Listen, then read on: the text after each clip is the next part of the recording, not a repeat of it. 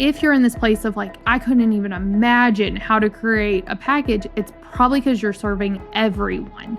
And then the next thing comes up is, well, if I niche down, then I won't be able to find clients. No, you'll actually be able to find your clients easier because you'll know exactly where they're hanging out because they all hang out in the same place. And so when we get more narrow on who we serve and how we serve them, you can actually scale your business much, much faster. So when they invest in you, like this is what you're going to help them achieve. And perfect example of like, yeah, the first handful of times you're going to be wishing, oh my gosh, I wish I would have charged double because this is, but you learn, that's how we grow.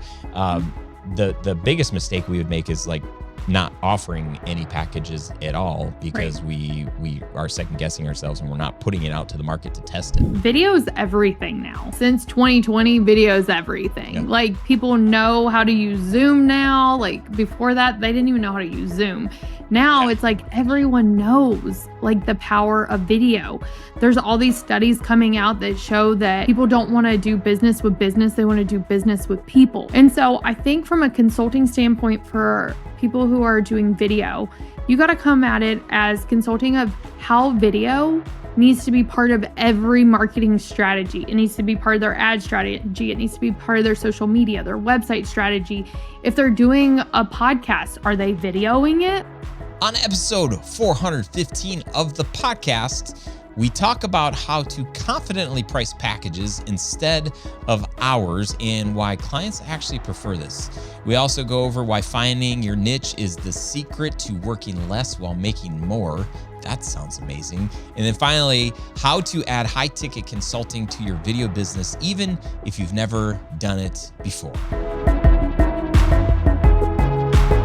Hello, my friend. Have you ever felt guilty charging what you're worth? If you're at all creative or an artist, the answer must be yes, or you can stop listening to this episode. I'm just kidding. I'm glad you're here.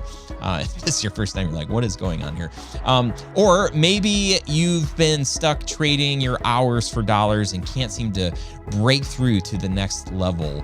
On this episode, hopefully, it will change how you think about pricing and packaging your video services forever. My guest, Brandi Mowles, went from complete bankruptcy to building a 7-figure business by throwing out the hourly rate model. She's sharing exactly how she did it, and more importantly, how you can too. My name is Ryan Coral, if you're brand new here, and I started this podcast years ago with the desire to help teach people all of the things that I messed up in my own video production business. I celebrated 20 years in business this past October, 20 years from the time that I left my full-time job way back in 2004.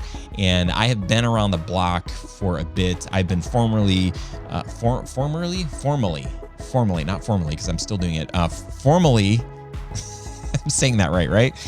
Coaching filmmakers in a professional capacity. Is that how you say that too? For almost a decade, for about a decade. And this work has been very life-giving. I love creating, but I also love building. And then I also love mentoring and coaching and all of the things. And that's what this show is all about, grow your video business. So I'm glad that you're here. If you're building your own video production business and you've got questions, you haven't got it all figured out, then this is probably the perfect spot for you, because we don't have it all figured out either. I don't have it all figured out. I've figured out a lot. I've made a lot of mistakes, and I want you to be able to learn from them. So welcome to the show. And if you are brand new and you've never seen or experienced the 6-Figure Filmmaker Workshop, this is a workshop that I host that is completely free, and I share my best practices in my own business in this jam-packed workshop. So you can access that workshop right now today. Maybe hit pause, type this in, come back to it later, or just go do the workshop, but you can access it at studiosherpas.com/workshop. And I've got some other fun stuff coming up here very soon. And if you're on my email list, you'll get on the email list by signing up for this workshop and doing the workshop. So you'll be notified of that stuff. But I'm excited. We're almost at the end of the year. I cannot believe it. It is crazy. But it's happening, you guys. So what are you doing for next year? How are you planning to grow? How are you planning to scale your business? Are you doing this by yourself? Do you have a community of people that you're doing it with? Do you have a coach, a mentor, a mastermind? Speaking of mastermind, we are launching our next cohorts of the mastermind starting in January. So you've still got a little bit of time. We've got a couple of spots left inside of the mastermind. This is a small group of 12 people. We meet twice a month virtually. We meet a couple of times a year in person, and we're there for each other. This is like one of the most transformational things that I do in this work. And I would highly recommend you checking that out. And you can do that by going to studiosherpas.com/mastermind. All the information about what the mastermind looks like, what it costs, how to apply, all of that stuff is there. It's not as scary as it sounds. If you're like, I'm my business, probably I'm too new in my business. Answer all those questions. I think the minimum requirement is you have to have made $100,000 or more in your video business. And if you've done that, then we know that you are serious and you have clients, and you can share insights, but also benefit from the insights that are shared. Okay, that's enough for me. Let's get into this episode. Thank you for being here. Here we go. What's up, friends? Hey, welcome to another episode of the show. My guest today is Brandi Mowles, who is a wife, a mom, and a CEO. She is the founder of Conversions for Clients and Strategist Society. Brandi, welcome to the show. Thank you so much for having me. I'm super excited to be here. We're going to have fun. I'm so glad that you're here. We are going to have fun. Did I do okay on the intro? You did. You did great. You covered all the bases. The name's right. The titles are right. You got it. All right. So we got Peloton. I'm glad we're doing this on a Wednesday, not a Tuesday, because I don't want to interrupt Taco Tuesday. I know. That was yesterday. We had our tacos. And you're a connoisseur of the tacos. Can you just give me, like, if, I'm obviously not going to Taco Bell unless that's like in your top 5. No. Okay. She says no. Where do I need to go if there's one spot in the world who's got the best taco, and what is it? Oh, man. You really put me on the spot. Okay. So we've lived in a lot of states and I travel a lot.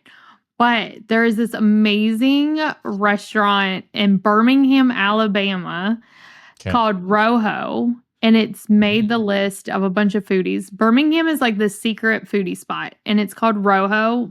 Fantastic pictures of margaritas. I don't drink anymore, but when I did, margaritas by the pitcher. And they have really, really good tacos. Spicy, flour tortillas, homemade. And then also in St. Pete, Florida at Mercados. Interesting. So 2 choices. Good to know on St. Pete's. I'll probably be at St. Pete's before I'm in Birmingham, but you never know. Yeah, good tips. If you're in either of those spots, make sure you hit those taco spots up. Maybe we should just do like a food podcast or something. That I would be totally down for that. Yeah. So I'm excited. You were on our mutual friend Brian Hood's show. That's where I heard about you. I love just how your business has grown. Can you just give us a snapshot of where things were and what things look like today as far as your work is concerned? Yeah, so I started my business 2018. My daughter was 5 months old, and I had just left 8 years as a top director in an MLM network marketing company. And we were completely bankrupt, like rock bottom. And I was looking for a way to be at home, but also get us out of this really bad situation financially. And I found out about like social media management. And I was like, well, I know how to do that. I've grown that. I've done marketing for 8 years. And so I started running people's organic social media. And I was doing Pinterest, email marketing, Facebook when people still had Facebook pages, all that kind of stuff. And I got really burned out doing the one-on-one hourly work. And I knew that I wanted to get to that next level, but I didn't know what that was going to look like. And then I started running Facebook and Instagram ads for people. And I totally like took my business down and was like, I can do this better than what everyone's teaching you to do. I knew I didn't want to grow an agency because I didn't want a team. I was managing a child and a husband and a household. I didn't want to also manage a team. Managing a husband, that's great. Yeah, that's like worse than the child sometimes. And so then I went all in, got my system set up, decided how I was going to run my business, went from hourly to packages, got really clear on my audience, and from January to May had 6 figures in the bank. And from there, I started teaching other people what I did. In my second full year in business, we did 1.2 million, and it's been a fun ride since. So it's just it's been fun. I mean, not every year. Last year, I had a baby. We had a down year. I'm always very open. Business isn't just hockey stick growth. And this year, we're right back up. So no matter where you are, if you're like having that down year, there's always bounce back ability. And the majority of your revenue today, is that coming from teaching people, or is it a mix? It's a mix. So every year since I've had a one-on-one service-based business, I've done 6 figures. So even when I have my course, where that is where the majority of my revenue comes from, I'm still doing multiple 6 figures, and I'm in a more consulting role now. So I don't take on done for you clients. It's more of consulting on your whole marketing plan, and that is high ticket. So I don't need a lot of clients for that, but I've never stopped taking on one-on-one clients. But I would say out of the million, it's usually less than between 200 and 275,000 comes from one-on-one, and the rest is from my other programs. And the consulting that you're doing, those big ticket, like who are those clients? Yeah, those are 7 and 8 figure online course creators, business owners that just need help with their traffic, and they need help with their funnels, and they don't need someone to do that. They have a team to do that, but they need someone to be like the eyeballs that aren't always looking at the business. And so that fresh set of eyes that comes in and fixes their funnels and fixes their traffic campaigns and gives them like a new strategy. And I think one thing that I really am good at is looking at what is the one thing that's going to move the needle the most, whether that's in my 7-figure business consulting clients or with people who are just starting with their one-on-one businesses. I know exactly where people need to focus to get the biggest bang for their buck. Mm-hmm. Yeah, I love that. That's really cool. Congrats on your success so far. And thank you. I think we all appreciate the transparency and the honesty of like, yeah, I mean, you build a business, you can have, it can slowly grow, and then you can have those hockey stick moments where it's like, oh my gosh, this is amazing. Mm-hmm. And then things happen and it's like, oh, okay. It's not all glitter, rainbows, all the things. Life happens. Business happens, economy, just all the things. So we all appreciate that. So thank you for bringing the realness today. I try to do that pretty raw most of the time. I don't think I'm going to cry today. I hope not. Let's see how uncomfortable I can make you. Please don't, because I will be uncomfortable and I won't cry. So. Even better. So many of us, when we got into doing video, we thought, okay, if I'm going to be, they just need me for 2 hours. I remember a classic example of mine. I was doing a little bit of everything, and I got a lot of my start working for churches, and, they have no budgets and all of these things. And so I was working for almost nothing. I had a friend of mine who worked at a law firm, and she said, hey, we need somebody to film this. I don't know. It was like film the case. There was a word for it or something. And I was like, okay, and how long is it going to be? It's going to be like, probably 2 hours at most. And so I was like, she's like, how much is it going to be? And I was like, $35 an hour, $70. And she's like, Ryan, can I at least pay you like $250 or something? And I was like, $250? That just feels like highway robbery. Like, she's like, but seriously, like we would pay that. I'm like, okay. And I just felt like, I did that job, and I just felt like, wow, I don't know how I tricked them into doing this. But then, I realized more and more, like for this law firm, like they valued somebody being able to do this the right way, and for them to know that it was going to get done, and to talk to somebody that was only charging $35 an hour, they probably would have been like, we can't take this person seriously. It only costs $70. Are you serious? So take me through that journey of how do you help coach people or encourage them to go from this hourly pricing model to something different? Yeah. So I think the first thing is I can tell you all day long how to charge, but like if you don't believe in that price, you're not going to be able to say it. You're sure as heck ain't going to be able to sell it.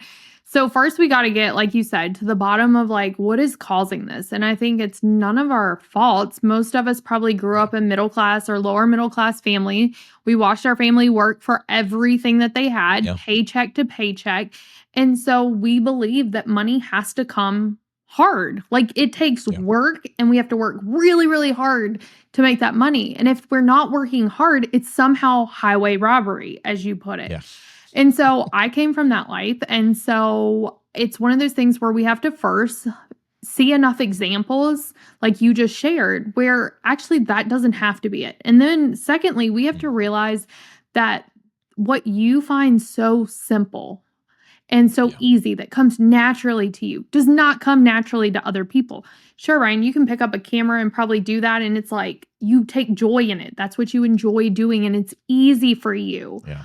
But for them, for that law firm to try to figure out how to pick up a camera, turn it on, get the right image, all that stuff, that is not easy for them. Just like you going in and doing a court case would not be easy for you. That would be difficult. Right. And so what I always tell people is you have to realize that the things that you think are so insignificant, the gifts that you have that you're like, this is so easy, that's not easy for everyone. And other people value that. And so first we have to identify like what you bring to the table is more valuable than you even realize, because it's easy to you. And that's okay. That's why you do that and they don't. And that's why they have their job and you don't have their job, because for them that's easy. And so first off, identifying that we don't all see easy as the same thing. And then we have to have the proof that so our brain can be like, oh, I can do this. So listening to podcasts like this or hearing other stories. And then I find it really easy to put this in other contexts of your life. So where have you done this in your life and paid someone? And right now we are refinishing our whole basement, and we're at this point where we had to get a quote for a painter, and we decided to DIY 2,800 square feet. We're painting, and it has been absolutely awful. And so, but we're at a point where we're in the stairwell, and it's like 20 foot from the bottom to the top. And my husband is like, well, I'll just buy this $100 ladder and I'll do it. And I'm like, whoa, hold on. I value your safety way more than I value how much it's going to cost us to go hire someone to do this. I also know that if you get hurt, I know what our insurance deductible is. And so the value that's paying someone $400 to come do our stairwell, I don't care if it takes him an hour or 10 hours. I'm not asking him how long is it taking him. I just want to know how much is it going to cost to get the job done. Mm-hmm. And that's what your clients want to know. They don't want to know it's going to take $35 an hour. Well, then they have to think about, well, how many hours is that going to be? And then they have to think, okay, what's 35 times 10 or whatever it is. And you just put them in this like mind game of math where no one wants to be, instead of just saying, here's what you need done. Here's how much it's going to cost. You are doing clients a disservice by charging them by the hour, because now you've just confused them. And you're making the decision even harder for them to work with you. So we have to recognize, like, if we can identify areas in our life where we've paid someone and we didn't care how long it took them, we just wanted the job done, we can still see real life examples of people doing it like you, Ryan. And then we can also know that like our brain is wired to think this is hard. But the more that we do this, the more money can flow to us easily. And that's a really fun place to get to, when money is just easy because it's flowing. And so when we take all that in, then we can move into like, okay, now what are the tactical steps of like going from hourly to packages? And I think the easiest one is just knowing that you're going to underprice your package the first time. The first time I built a funnel, I was like $1,500. And I didn't have like how many revisions. I didn't have any of that, like how much copy I was going to write or any of those things. And I ended up working for pennies. But then I knew the next time what I was going to charge for my package, and it sure as heck wasn't $1,500. So being okay with the fact that you may make a mistake on how much you charge, but it's a learning lesson. And then the next one, you'll never do that again. So some people will tell you, like, go in and like take how much you want to make an hour. How long does this usually take you? But then your brain's still saying, I'm working for the hour. The client just doesn't know what they're paying me for an hour. But at the end of the day, you're still working for an hour. So I always like to do a few different things. One is go find people in your industry, find the top dollar one, find the bottom dollar one, and then find like all the middle ground of people. And you can kind of, we call it package hacking, but you're just saying, like, what is the numbers out there? Because I'm not someone who's like, charge what you're worth. You're worth $2 million, so charge it. Because there is a market, and a market may not be willing to pay that. And so we're not trying to be the lowest. We don't want to be Walmart. Right now, maybe we don't want to be Tiffany's, but maybe we want to meet somewhere in the middle. And then as we get confident selling those prices, then we can constantly be raising our prices with every new case study, every new testimonial, every new work that you have, video that you can display or featured in, seen in, any of that. Then we can start to raise our prices. So we're at the top of the industry instead of being at the bottom. You never want to be at the bottom of the industry. No one's like, I want to be Walmart. No one. And so when we look at that, it's like, okay, how can I meet in the middle ground with what other people are doing? And then I know the next question is going to be like, well, other people in my industry are charging by the hour. Well, then you get to be the outlier and you get to show up and show clients, it doesn't have to be that complicated. This is what you need and this is how much I charge. And then in that case, it's just like kind of guesstimate it with your hours, but also like add more to what that is. And then show up and say, here's my pricing. And it makes it so much easier because then you also get to include everything that you think that client needs, even if they don't think they need it, because you are the expert. They're not. I love that. I love that. One of the things that I learned, I don't want to say too late, but it took me a long time to realize this. When I would create an estimate or an invoice, I would line item everything so that they would see like, oh, 24 hours of editing, 16 hours, 3 people, 16 hours of filming, just like all of this stuff.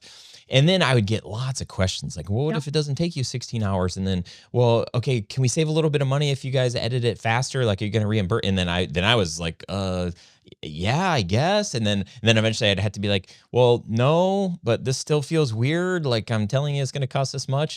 And like today I keep my invoices and my estimates as simple as possible to not give our clients opportunity to like ask questions. If they have questions, great. But the more information I give them, the more questions that they're likely to have.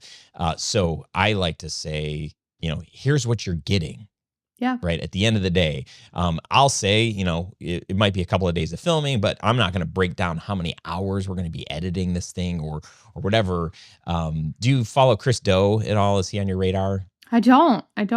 So value-based pricing is like his shtick. Okay. And I've just learned so much from him. And he kind of uses a logo as an example and he engages with this guy. And the long story short is, if it takes you 30 seconds or 3 years, the value at the end of the day of like what that, can be for the client is, it's immeasurable. Right. So even if it takes you just 30 seconds, or you've seen that Instagram reel or that meme that's like, somebody approached Pablo Picasso and asked him to like draw something on a napkin and they're like, oh, that's amazing. And how much did that cost? He's like, it's going to be, $100,000. And they're like, $100,000? Like, just took you like 10 seconds. He's like, no, it took my whole life to get to a spot where I could, do something like this. So there's just such value in doing that.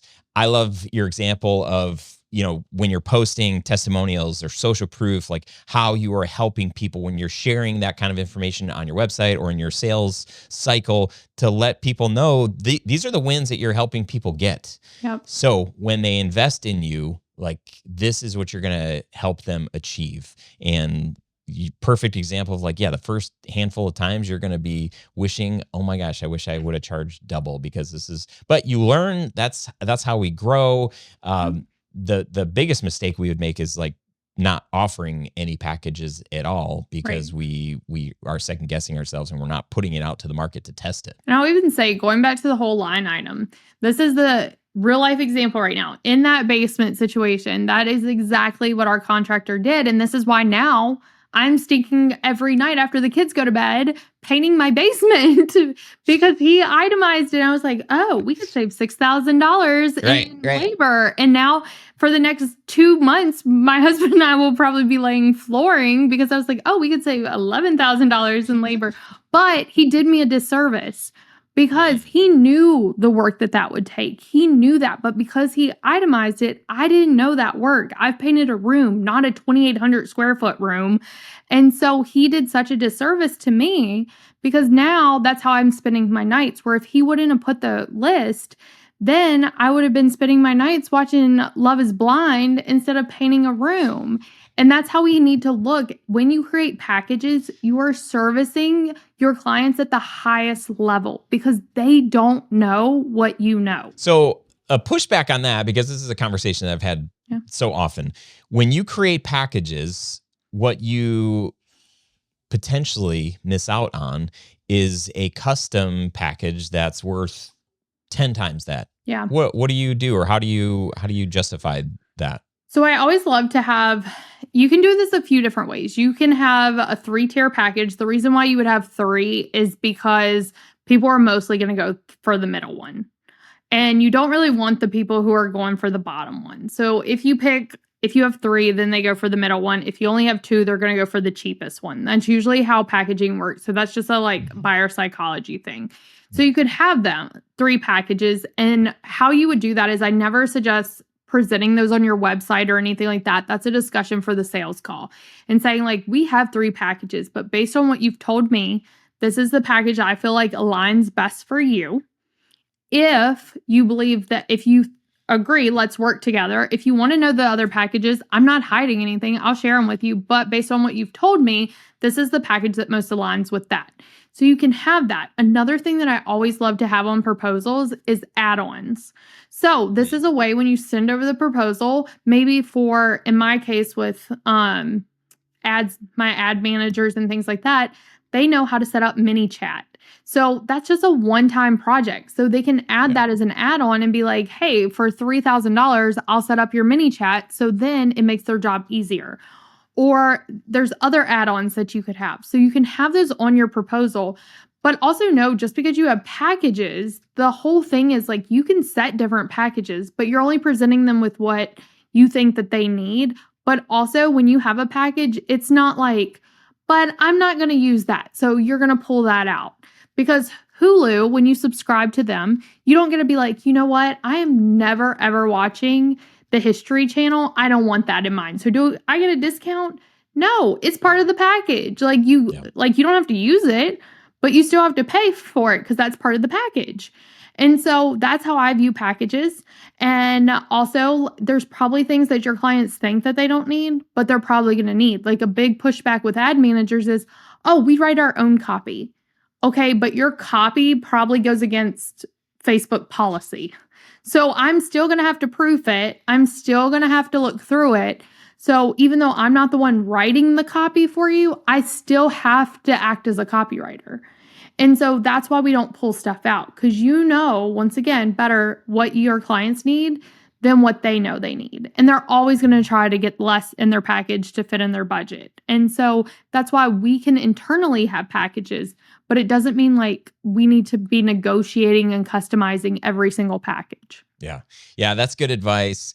I think, again, I'm just remembering in the early days when we were offering packages, I would build the biggest package we had. I would throw everything in there and people would come back and say, we really like the big package, but we don't want, X, Y, and Z. And then I'm okay. So I'm taking stuff out and I'm wait, but I kind of price this in a way that, now it's not apples to apples. And so this is getting awkward, but I love that idea of no, this is just the package. This is what it costs. So you don't have, if you don't want us to do that, or you don't want that thing, that's fine. We won't do it, but it's still the price. The other thing that I'll tell people is you can say, hey, based on our conversation and what I think you need, I think you would fit in this package. We have custom packages and pricing, and that starts at X. Yep. So if there is something that you really want customized, and what I've experienced over 20 years in doing this, most of the people that call us they have something in mind that they want. Yep. And that's where it becomes a little bit harder. When we were doing weddings, it was kind of like, you're getting a wedding film. Okay, you want a trailer? Do you want, 3 days of coverage, whatever? There were those customizations, but at the end of the day, it was mostly the same thing. Then we started working with corporate, and it's like, man, like these guys need an animated explainer video. These guys need a 3-minute, brand video. These guys need a 6-day mini documentary. So it was like, to create packages for all of those things, it's like it'd be 1,000 different things for people to choose from. For us to have an outbound strategy to be able to go to people and say like, hey, we specialize in brand videos, and these are the 3 packages that we do for brand videos. We also we do other things. So if you have something else that you want or need, we can do that, and we'll come up with a custom quote for that. But if you want a brand video, these are the things. I noticed that you don't have one on your website, so we should talk about that. That's simplified in my brain, our go-to market strategy, but also knowing that when people are going to reach out to us, they're going to have something on their mind. And so if I can fit them in one of our packages, great. A benefit or a couple of benefits to having packages, if you ever want to get out of the sales role in your company, it's very easy to teach somebody else, hey, these are the 3 packages. This is what's included. This is how we get the outcome. This is what it takes. So that, in my business, multiple times I've had people that have been able to sell our packages for us, which has been awesome that I haven't had to do all of the selling. And then what's amazing is you have a production team, shooters and editors, people that are going to put this stuff together. If they know, oh, this is the silver package, we know what's included in that. We know what this is, the format and the outline and all of that stuff. It just makes the production and the post-production process streamline, because everybody knows what you're creating at the end of the day, instead of every single project being so handcrafted and customized. And those are amazing. And there's some studios that's all they want to do, and that's fine. But for those of us out there that are looking for some freedoms and some of our time back in a way to scale our businesses and be a little bit more profitable, or a lot more profitable, creating packages, I really think that's something to consider. Yeah. And when you were saying that, and before you even got down to like, this is why we do outbound, the thing that was going through my head is this is not a package problem. This is a niche problem. Because when you niche down, or niche, whatever your audience says. Niche, so you're in a safe space. When you do that, then you streamline your systems, and like when you were just working with weddings, you know what they need. When you go out and you say, this is the brand videos we do, you know exactly what they need. If you're doing restaurants, you know exactly the type of shots that they need. They need like X amount of shots of the food. They need a server walking out, or whatever it is. When you niche down, it's not just so people love to work with specialties. I mean, like, everyone thinks their business is a special snowflake, and it's probably all the same. But at the end of the day, people want to work with people who specialize because it makes them feel special. And so, 1, it's going to help you land clients. 2, you're going to be able to set up packages really easy because you know what they need. And then 3, it streamlines your business. And that's how you get more time back. That's how you make more money. And so if you're in this place of like, I couldn't even imagine how to create a package, it's probably because you're serving everyone. And then the next thing comes up is, well, if I niche down, then I won't be able to find clients. No, you'll actually be able to find your clients easier because you'll know exactly where they're hanging out, because they all hang out in the same place. And so when we get more narrow on who we serve and how we serve them, you can actually scale your business much, much faster. I think it's true. It's so good. I mean, this is not the first time we've talked about this on the show. The idea of niching, it's difficult for some people, and I get it, because I mean, I've gone through cycles in my business where I've just gone back and forth. And but what I can always go back to is the easiest time in my business was back when we did weddings. I mean, it's how the business almost started, and we did it for years. And it was like everything was just streamlined. The product, the process, and we did a lot of like handcrafted things.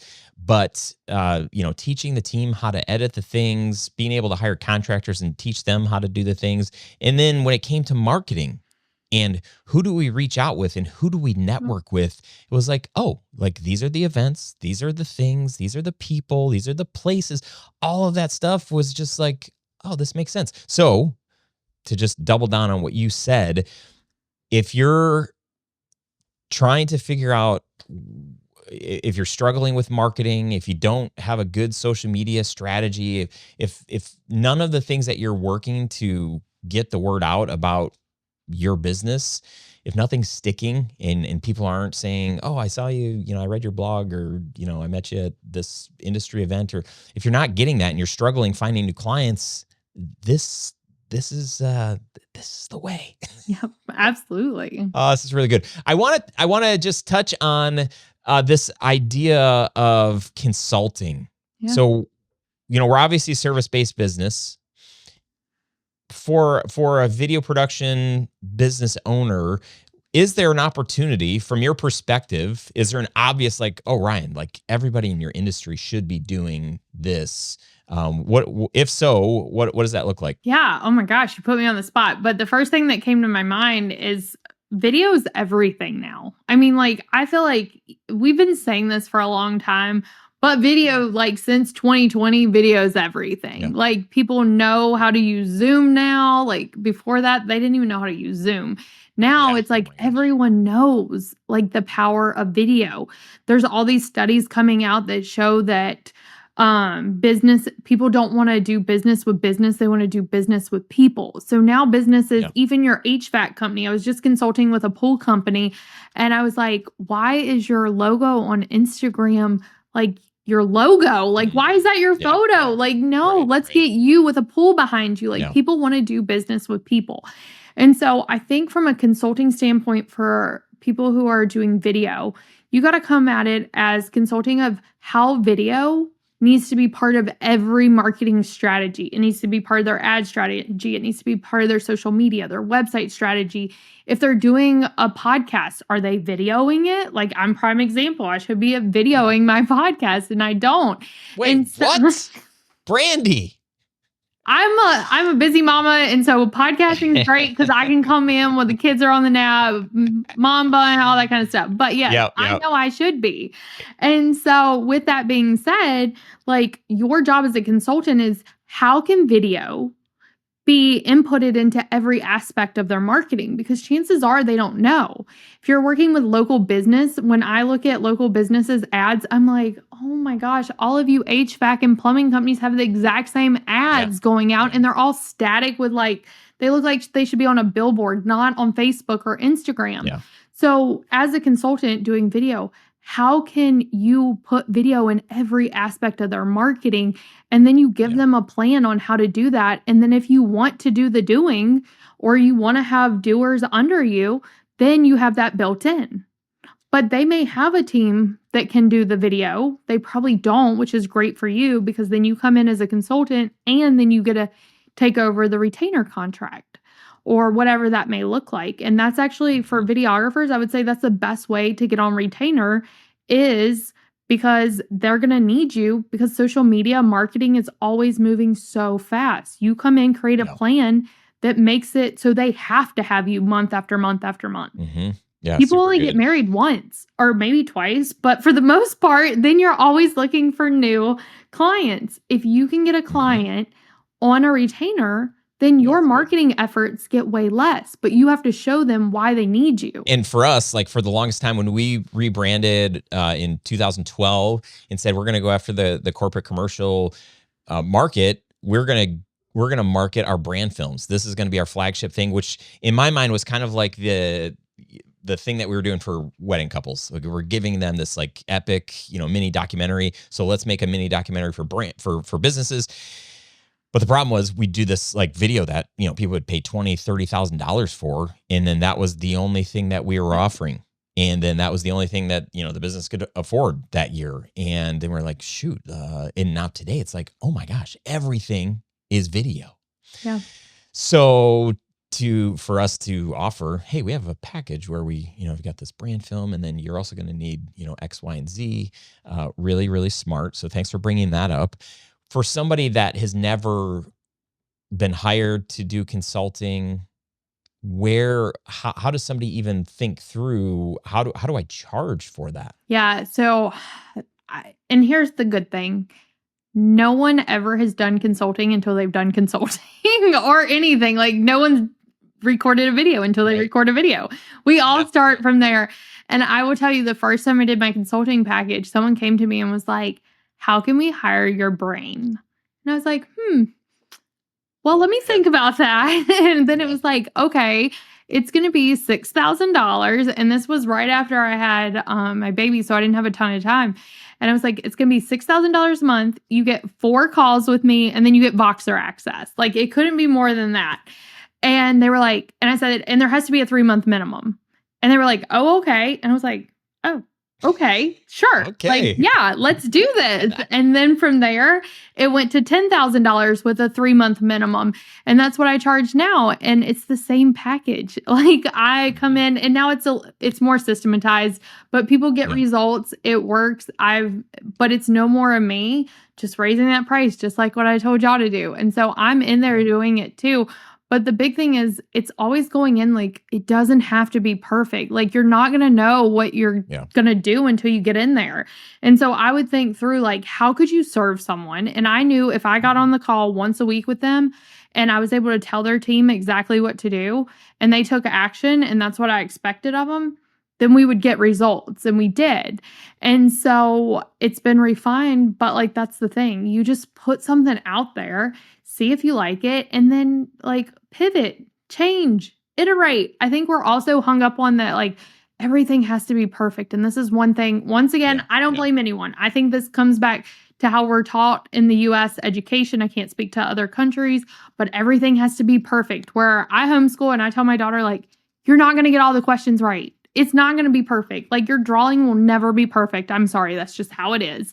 And that's the type of household we run. And that's the type of business I run. Today I put out a reel and I was like, gosh, I did not proofread that at all. Do I delete it or do I leave it? I was like, meh, let's just leave it. Oh, well. Yeah. And so it's one of those things, like, it's not going to be perfect. You just put it out there. Like, I'm going to try this. I'm going to see how it goes. We'll make it better as we go. And you just live from that. Like, everything's a learning lesson. I'm just exploring. I'm learning. I'm, like, trying out new things, and it will not be perfect, and you will make changes and it will get better. I love that. I resonate with that so much. I remember my very first consulting thing. I kind of stumbled into it. The guy wanted to pay me for my brain, and he was a consultant, and I was like, how much do you charge? And he's like, oh, it's like $2,500. And I was like, that's $2,500. And he's like, okay. And then I was like, the whole time leading up to, the next week when I was going to do the consulting, I was like, holy crap, what do I talk about? He's going to figure out that I don't know anything. But no, I mean, the guy, he knew of me for a long time. We'd never done business together. And I came up with questions. That I think that was the key thing, is like, just have a lot of questions, and he loved the workshop. And then I created like a little, like, document afterward that summarized what we talked about. And it was so valuable for him. And the whole time I'm like, I can't believe he actually paid me for this. This was like, it's like stuff that I've been doing for free. Right. Like, total circle back to what you said at the beginning of the show. Like, it came so easy to me because I was already doing this for clients. I just wasn't charging them. Right. So that's my gift. I think that's our gift to everyone that listens to the show today. Is like, you already have, chances are, unless you're just starting in this business, you've been doing it for a while. So you have expertise that nobody else does. And you're at least 1 or 2 steps ahead of your clients. So to be able to go to them and say, hey, I have this workshop, this consulting, this one-on-one session or something. It looks kind of like this. Right now I'm offering a discount because I'm trying to get it off the ground. I'm trying to get some good testimonials and provide a ton of values. It's the work I've already been doing. I'm just formalizing it and turning it into like a thing that, people can just pay me for that. They don't have to do a video with me. And you've heard me talk, not you, Brandi, but our listener, you've heard me talk about the video blueprint method workshop, our storyline workshop, the roadmap strategy that I take our clients through. I mean, I'm charging $5,000 for a 2-hour workshop that people love. And I'm getting the CEO in these meetings where in the past I would pitch them on trying to do this, epic video and give them all these ideas and how they should go about marketing and doing all these things. And then those people wouldn't even hire me, to now they're paying me to be in a room where I'm saying these same exact things. And I've got where the CEO used to maybe come to the meeting, maybe be too busy for the meeting. Now the CEO is in the meeting and is taking notes And she's asking me questions, and I'm like, oh, okay. This phrase of when people pay, they pay attention. Yeah. It's real. It's legit. Like, for whatever reason, when you start charging for this, people are like, okay, we're really going to listen. We're going to show up because we're invested here, and we're going to appreciate it more because we've paid for this, and we don't want to look dumb. So we're going to lean in. Anyway, if you're not offering consulting, consider this. I'll link in here about the video blueprint method stuff that we have like inside of our courses and all that stuff. If you don't know about it, if you're new, then hit me up if you're not seeing the links, because you do need to know about this. You need to be offering consulting. It has changed my business, and it's just been way more fun to have people that value your opinion instead of like, meh, we're going to interview somebody else and see how that goes. Yeah. And especially if you want to get in the room with like the CEO, the business owner, they're not coming to the free stuff. Like they're just not, it's not a valuable, it could be valuable to their time, but they don't perceive it as valuable. It's the same thing. Like it's so crazy how our brain works with pricing and value. Is like we undercharge ourselves, but then when we interact in our day-to-day life, we value stuff we pay for probably more than the free stuff that's out there. Like there's free TV. I found out the other day, like you can get TV for free, and we pay a lot per month for TV. And I'm like, wait, there's free channels available, but I still don't go to them. I know they're there, but I'm like, I'm going to go to the ones I pay for. So it's one of those things. And it's the same thing with, I mean, there's just so many examples. And one thing when it comes to pricing is a good friend of mine told me a while ago. She was like, just always try to be breaking your brain, which means you're looking for evidence that people are doing something that you can't even fathom. And so I'm constantly looking for ways to break my brain. And I was at an event and I heard this coach was one of my friends told me that she was about to invest in a coach. And I was like, oh, how much is it a year? Like for a mastermind? She was like $500,000. And I was like, what? Like, what do you get? Like, do I get a house? Like, what am I getting for $500,000? And she was like, proximity. Like, you get to be like in her circle. And I was like, but what am I getting? And what do the payment plans look like? She was like, there are no payment plans. And I was like, okay, not sure that this is legal, but whatever. My brain is broken. Like, my brain is broken. And so I'm always looking for moments where, because then what happened is I was like, are you kidding me? Like, I know what my mastermind, the results, we have the testimonials, we have all that. I know the value that they bring. And I'm like, why am I not charging more? Like, whenever we get into those moments where we can break our brain, then it puts us in our place. We're like, wait, what am I doing? Like, I could be charging more because I know the value I bring to these people. So always try to break your brain. I love it. That's so good. $500,000. Yeah, I should come up with an offer. Right? She's like, I'm doing $10 million. I'm like, well, you don't need that much to do $10 million. Right. Oh my gosh. That is amazing. Brandi, this has been so fun. Super good. I love your perspective. I'm excited. I'm happy for your success that you've had, and just appreciate you sharing all that you did. How can people follow along with your work and just see what you're up to? Yeah, so I work mostly with ad managers and people in the marketing space, but my podcast, Serve, Scale, Soar. Every Tuesday, the information's on there is for all one-on-one service providers, even if I say it's for ad managers, because I niche down just like I teach y'all. And so it is definitely applicable to all one-on-one service providers. That's the best way. And then on Instagram at Brandi Mowles, I'm always in my DMs. It will always be me, not a team member. I feel like our DMs are like our underwear drawer. No one else should be in there but us. And so if you message me, just say hi. It will be me, not like appointment setter or something like that. I love that. Awesome. Well, Brandi, thank you again. How do you want to leave us today? I always tell people, go out and do the dang thing. If it's your pricing, raise your prices. Just do the dang thing. If it's niching down, do the dang thing. Because the worst case scenario is you do it and you're right where you are right now. That's the worst case scenario. Best case scenario, you're making an extra $20,000 or something a month. And so it never hurts just to do the dang thing. Just try it out. See how it goes. Yeah, and that's a great encouragement to do the thing, and don't worry. We can overcome perfectionism. Yeah. And as filmmakers, like we try to dial in the shot. Keep dialing in the shot. But when it comes to your business, don't spend as much time dialing in the things of the business. experiment, keep trying things, fail forward. I love that message. So thanks, Brandi. I appreciate it. Appreciate you. And it's just good to be together. Thanks for having me. Friend, thank you again so much for being here. Was this a good episode? Was it helpful? I would love to know. So leave a comment below or shoot me an email. My email address is ryan@studiosherpas.com. I respond to them. So don't think that just because you email me, it's going to be an auto response and whatever. I love hearing your feedback. Even if it's like not great feedback, I try to take all of that stuff and learn from it and grow from it and provide the best show that I can for you.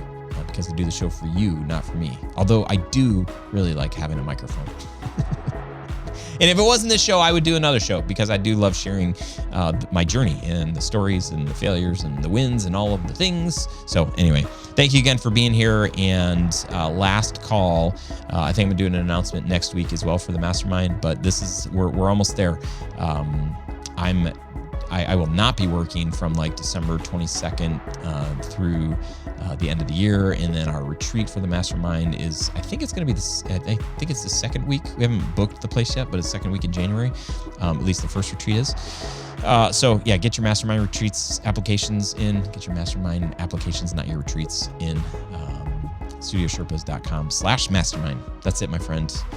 Thank you for being here. I'm hoping and praying that you have an incredible end to your year and just the best year ever next year. So that's it. I'll talk to you soon. See ya.